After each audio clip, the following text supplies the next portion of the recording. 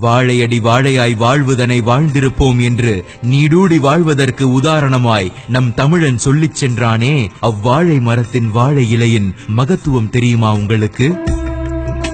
சொல்ல போகும் காரணங்களை தெரிந்து கொண்டால் விசேஷ நாட்களில் மட்டுமல்ல, தினமும் வாழை இலையில்தான் உணவு உட்கொள்வீர்கள்.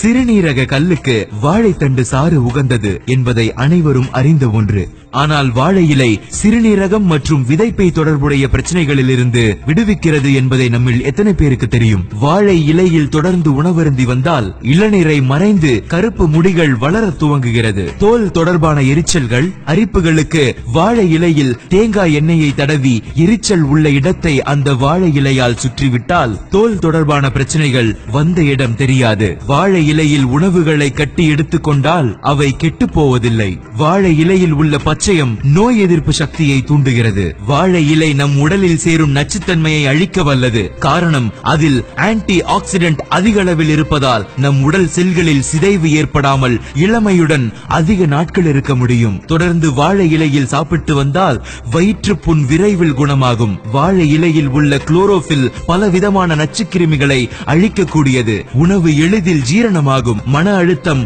புற்றுநோய் மற்றும் இதய நோய்களும் தடுக்கப்படுகிறது. பாத்திரம் தேய்க்க பயன்படுத்தும் ரசாயனம் உங்கள் பாத்திரங்களின் மீது சிறிதளவேனும் படிந்திருக்கும். ஆனால் வாழை இலையின் சிறப்பம்சமே அது இயற்கை தந்த கொடை. வாழை இலையை மரத்திலிருந்து வெட்டி எடுக்கப்பட்ட பின்பும் கூட அது ஆக்சிஜன் வெளியிட்டுக் கொண்டே இருக்கும். வாழை இலையில் இருக்கும் பாலிபெனால் நமது செல்களில் உள்ள டிஎன்ஏவை கதிர்வீச்சுகளில் இருந்து பாதுகாக்கிறது. சூடான சாதம் வாழை இலையில் பரிமாறும் போது இந்த இளம் சூட்டில் வாழை இலை லேசாக வெந்து இலையின் பச்சையத்தில் உள்ள பாலிபெனால் நம் சாப்பிடும் உணவில் கலந்து உணவின் ருசி பன்மடங்கு அதிகரிக்கிறது. வாழை இலையில் உள்ள வைட்டமின் ஏ, சிட்ரிக் அமிலம், கால்சியம் ஆகிய சத்துக்களும் உணவுடன் சேர்ந்து கிடைக்கின்றன.